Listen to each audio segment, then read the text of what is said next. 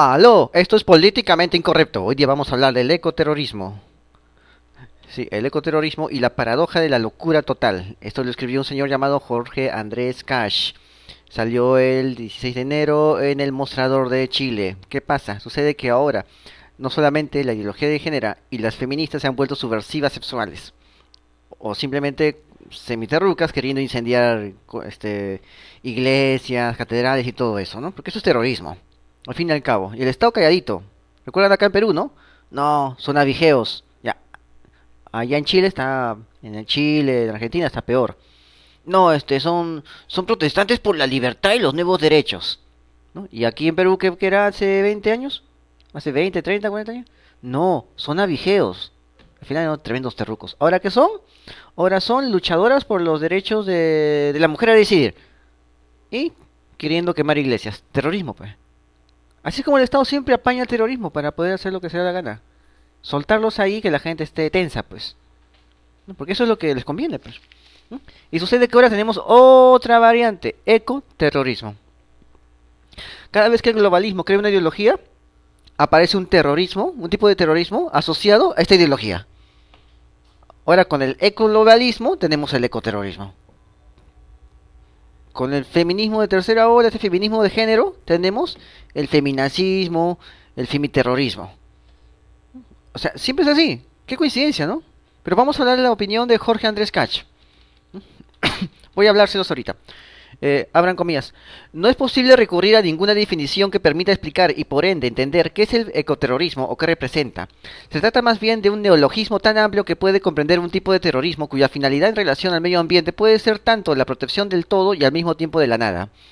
Este concepto, que no posee definición oficial y solo ha sido confusamente descrito por el FBI como el uso o amenaza del uso de violencia de carácter penal en contra de víctimas inocentes de una propiedad o por grupos subnacionales o con orientaciones ecologistas para el medio ambiente por razones políticas, o destinadas a un público más allá del objetivo, a menudo de carácter simbólico, no proporciona la suficiencia conceptual para comprenderlo desde su denominación. En consecuencia, una estructura lógica de pensamiento nos obliga a ponderar adecuadamente la necesidad de tomar en serio el concepto de ecoterrorismo. Primero, a entender de qué estamos hablando y luego decidir la relevancia que se le otorga a la conclusión que se obtenga. Así, atendida la ausencia de una fuente normativa para el ecoterrorismo y la confusa definición que hace el FBI, es preciso sustraer las ideas que podrían subyacer al concepto, de modo que emerjan para el análisis experto de manera individual o ideológica, lo más pristinas posibles.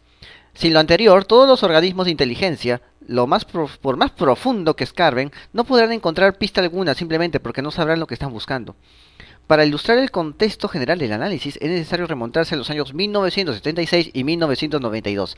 Estas fechas corresponden al nacimiento de dos grupos mundialmente conocidos como ecoterroristas: el Frente de Liberación Animal, FLA, y el Frente de Liberación de la Tierra, FLT, respectivamente, ambos originarios del Reino Unido. ¿Adivinaste? En el Reino Unido, ahí se crean esos movimientos y después los exportan para acá. El Frente de Liberación Animal ha sido descrito como una amenaza terrorista interna por Gran Bretaña y ha sido declarado por el FBI una de las 10 principales organizaciones terroristas del país. Por su parte, el Frente para la Liberación de la Tierra fue clasificado como la mayor amenaza terrorista en los Estados Unidos por el FBI en marzo del 2001 y ha ejecutado ataques en más de una docena de países. Ambas organizaciones están categorizadas como ecoterroristas. Sin embargo, la actividad terrorista que han desarrollado estas organizaciones, que exorbitan largamente fines protectores respecto del medio ambiente, son insuficientes para arribar a una idea o conjunto de ideas que permitan cristalizar un complejo concepto y altamente desafiante para los organismos de inteligencia moderna. Asimismo, complejiza la tarea de entender el concepto y abordarlo. No solo la falta de una fuente oficial para el ecoterrorismo, sino también, quizás lo más complejo, la relativización que se ha hecho de su existencia. Muchos atribuyen los ataques realizados en su nombre a conspiraciones propias de la ciencia ficción. Una de las teorías que asegura el ecoterrorismo surge del marco de la elaboración del informe Brundtland en 1987, que dio origen al concepto de desarrollo sustentable. ¿Recuerdas? Desarrollo sustentable, ya, de ahí surge. Dicho concepto, que ha permitido anclar universalmente la necesidad de equilibrar el crecimiento económico, la equidad social y la protección al medio ambiente, habría tenido como fundamento una deliberada búsqueda de pobreza a través de la disminución del consumo de recursos y del control de los niveles de mortalidad. Esta idea conspirativa habría comenzado a gestarse en los años 70 a partir del informe Kissinger, que alertaba acerca del peligro del crecimiento de la población mundial y cómo afectaría negativamente a los Estados Unidos el consumo de recursos del planeta que estiman como sus reservas. Por esto, en nuestro propio país, debemos tener claro como primer elemento de análisis que los atentados perpetrados por el grupo ecoterrorista denominado Individualistas Tendiendo a lo Salvaje, ITS, cuyo origen se remonta al 2011 y posee presencia en Chile, México, Argentina, Brasil, Grecia, Reino Unido, España, entre otros países, han tenido por objeto matar personas, circunstancia que acelera imperativamente la necesidad de comprender de qué hablamos cuando nos referimos al ecoterrorismo. En ese sentido, la referida organización, de acuerdo a sus propios manifiestos, afirma que la destrucción de la especie humana, alienada irremediablemente, constituye una única posibilidad de salvar al planeta. Esto por cuanto exterminada la especie, un nuevo ser humano nacerá y el planeta habrá sobrevivido. Recuerda a estos fanáticos que hablan de el nuevo mundo de tolerancia, diversidad, no sé qué tanta cosa. Ahí está, ahí lo tienes. Esta idea la expresan entre otras formas de la siguiente manera: cuando no quede agua potable sin contaminar, cuando se mueran los bosques y los mares y los ríos se sequen, sabrá que la locura no estaba en oponerse a esta forma de vida, sino en perpetuarla.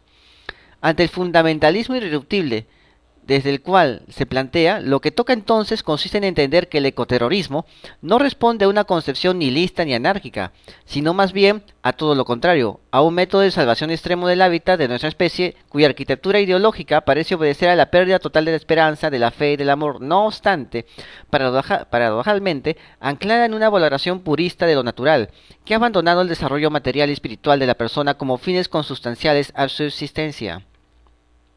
De esta forma, ante los insondables fines que podrán encontrarse en la exégesis del ecoterrorismo como necesidad de política pública y ante la improbable circunstancia de arribar a un concepto suficiente, es preciso convenir que al menos la amenaza en Chile es clara.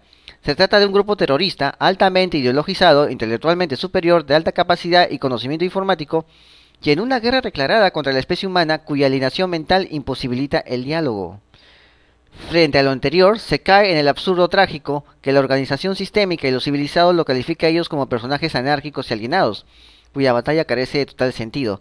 Y al revés, este grupo terrorista ha perdido la esperanza en lo organizado y estima que lo razonable es exterminarlo.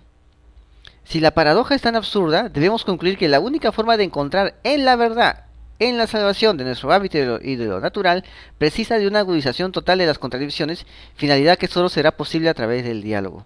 La renuncia al diálogo por ambas partes no solo dejaría en evidencia una alienación total de los intelectuales de lo organizado y de las células intelectuales ecoterroristas, sino también una extinción parcial de nuestra especie, de los líderes. De aquellas personas que pese a lo extremo, pese a los dogmas, a la negación total de lo posible y a la posición social que tengan, son capaces de persuadir con la entidad moral y ética de sus ideas a quienes teóricamente se encuentran en ruta de colisión con lo correcto. La carga moral de lo que dicen defender los obliga a relevar el diálogo al máximo nivel de importancia. De otro modo quedarán en la historia como ecoterroristas comunes que ante la negación del diálogo desprestigiarán y contaminarán el esfuerzo de quienes realmente se preocupan por el cuidado del entorno y que combaten la depreciación brutal de la naturaleza. Por lo tanto, ante la paradoja absurda de la alienación total compartida entre el organizado y los ecoterroristas, esta podrá ser adscrita únicamente al ecoterrorismo como un concepto tácticamente ambiguo para albergar fines oscuros y ajenos a la causa ambiental. El contenido de esta columna de opinión es responsabilidad de su autor y no refleja necesariamente la línea editorial ni la postura de el diario El Mostrador. El autor es Jorge Andrés Cash. ¿Qué te pareció? ¿Qué opinas? ¿Qué opinas al respecto? ¿Te das cuenta? Está surgiendo otro nuevo tipo de radicalismo en base al globalismo, que justamente se cuela ¿dónde? En las universidades. ¿Ya? Esto es políticamente incorrecto. Recuerda, haz esto viral y ponle un like y no te olvides de poner tu clic en la campanita. Saludos.